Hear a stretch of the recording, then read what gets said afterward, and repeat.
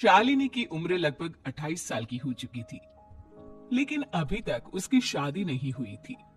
शालिनी के mummy papa सरला और महेश जी ने कभी उसकी शादी के लिए कुछ ज्यादा कोशिश भी नहीं की। शाली मन ही मन चाहती थी कि दूसरी सहेलियों की तरह उसका भी घर बस जाए, लेकिन वो अपने मम्मी पापा से ये बात कहती भी तो कैसे कहती। माँ जानती है, मेरी सहेली है ना शीतल, उससे बेटी हुई है, बड़ी प्यारी बच्ची है उसकी। अरे ये तो बहुत अच्छी बात है। उसकी शादी भी तो 4 साल पहले हो गई थी ना। अब क्या करे बेटा, चाहते तो हम भी यही है कि तुम्हारी शादी हो जाए, लेकिन कोई अच्छा लड़का मिलता ही नहीं। कोई बात नहीं मम्मी पापा, मैं जानती हूँ आप मेरे लिए बहुत अच्छा रिश्ता ढूंढना चाहते हैं। अभी मेरी इतनी उम्र भी तो नहीं हुई है। अच्छा शालिनी बेटा, क्या है ना, मेरे पास नई साड़ी नहीं है और मुझे किटी पार्टी में जाना था, तो इस महीने तेरी तनख्वाह आ जाए तो एक नई साड़ी दिलवा देना बेटा। और बेटा, मेरा मोबाइल भी थोड़ा पुराना हो गया है, 6 महीने से इसी को काम में ले रहा हूँ। एक नया मोबाइल ला देना बेटा। हाँ हाँ मम्मी पापा। और माँ, आप तनख्वाह की चिंता क्यों करती हैं? साड़ी तो मैं आपको कल ही दिलवा दूंगी। और रही बात आपकी मोबाइल की, तो मैं आज शाम को ही ऑफिस से लौटते वक्त ले आऊंगी। अरे भगवान, सबको तुम्हारे जैसी बेटी दे। कितना ध्यान रखती है अपने मम्मी पापा का। पापा, आज आप दुकान नहीं जा रहे हैं क्या? वो क्या है ना बेटा, मेरे सर में जरा दर्द हो रहा है, इसलिए आज दुकान जाने का मन नहीं है।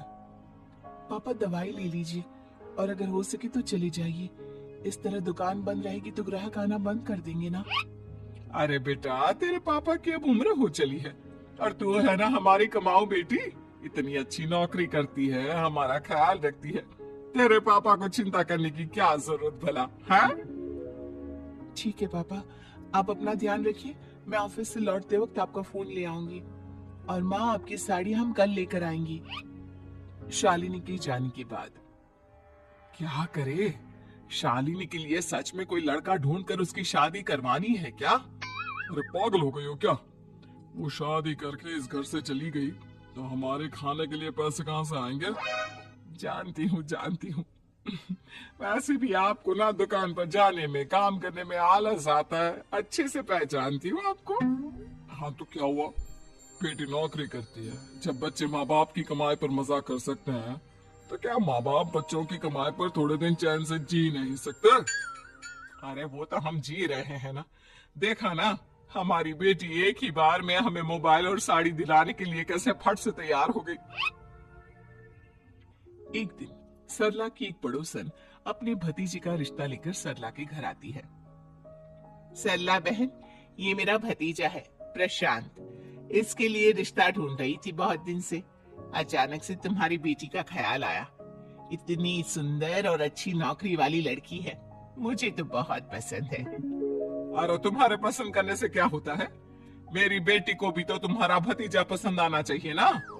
हाँ हाँ, ऐसा थोड़ी ना कि तुम्हें हमारी लड़की पसंद आ गई और हमने रिश्ता कर दिया।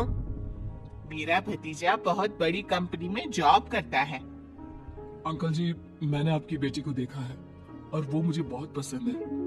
हाँ हाँ, तुम्हें तो पसंद है, लेकिन हमें भी तो उससे एक बार पूछना पड़ेगा ना। तो बुलाइए ना शालिनी को, उससे पूछ लेते हैं कहाँ है वो।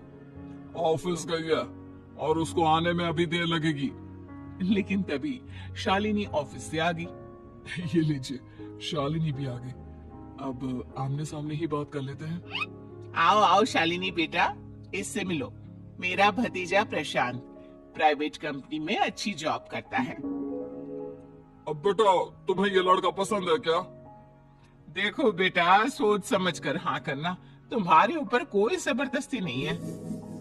मम्मी पापा, प्रशांत की जॉब और उसकी बातें सुनकर मुझे तो काफी अच्छा लगा। मैं उससे शादी करने के लिए तैयार हूँ। ये लो, सारा मामला यहीं के यहीं निपट गया। लड़का और लड़की राजी हैं, तो अब हमें क्या। सरला की पड़ोसन और प्रशांत वहां से चले जाते हैं। अगले दिन, क्या हुआ मम्मी पापा, आप इतने उदास क्यों लग रहे हैं? वो क्या है ना बेटा, तुमने शादी के लिए हाँ कर दी उस लड़के के साथ। तो क्या हुआ माँ, उस लड़के में कोई खोट है क्या? आपको वो पसंद नहीं? अरे नहीं नहीं बेटा, जिसमें तुम्हारी खुशी उसमें हमारी खुशी। हमें भी लड़का पसंद है। तो फिर क्या बात है?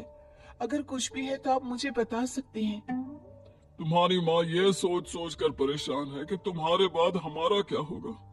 तुम हमारी इकलौती बेटी हो, हमारा बुढ़ापा कैसे कटेगा। अब बेटा, हम अपने बारे में सोचकर तुम्हें जिंदगी पर शादी करने से रोक तो नहीं सकते ना। जाओ, तुम अपनी जिंदगी में खुश रहो। हमारा क्या है, जैसे तैसे जी लेंगे। हाँ बात तो सही है बेटा, कैसे भी करके मैं दुकान का काम कर लूंगा। तुम और प्रशांत शादी करके खुश रहो। अपने माँ बाप की बात सुनकर शालिनी काफी दुखी हो जाती है। उसे लगने लगता है कि वाकई में उसकी शादी हो जाने के बाद उसके माँ और बाप का ख्याल कौन रखेगा। और यही सोचकर वो एक दिन प्रशांत से मिलती है। देखो प्रशांत, तुम मुझे बहुत पसंद हो, लेकिन मैं चाहकर भी तुमसे शादी नहीं कर सकती। अरे क्या हुआ शालिनी, क्या तुम मेरी किसी बात से परेशान हो? नहीं नहीं प्रशांत, मैं अपने माँ बाप की इकलौती संतान हूँ। अगर मैं भी शादी करके घर से चली गई तो उनका ख्याल कौन रखेगा, उनका खर्चा कौन उठाएगा। तो क्या तुम सारी जिंदगी शादी नहीं करोगी? शायद नहीं प्रशांत, और अगर अपने माँ बाप के लिए ये भी करना पड़े तो इसमें गलत क्या है। प्रशांत की सारी बात जाकर सरला की पड़ोसन यानी कि अपनी बुआ को बता देता है। ये सरला तो बड़ी चालाक निकली। प्रशांत, वो अपनी बेटी के साथ खेल खेल रही है। कैसा खेल? अब क्या कहना चाहती है? अरे शालिनी बहुत सीधी और संस्कारी लड़की है, लेकिन ये सरला और महेश एक नंबर के चालाक। बुआ जी, आपकी बात सही है, लेकिन अपनी बेटी के साथ भला कोई क्यों चालाकी करेगा? वो तो मैं तुझे कल बताऊंगी।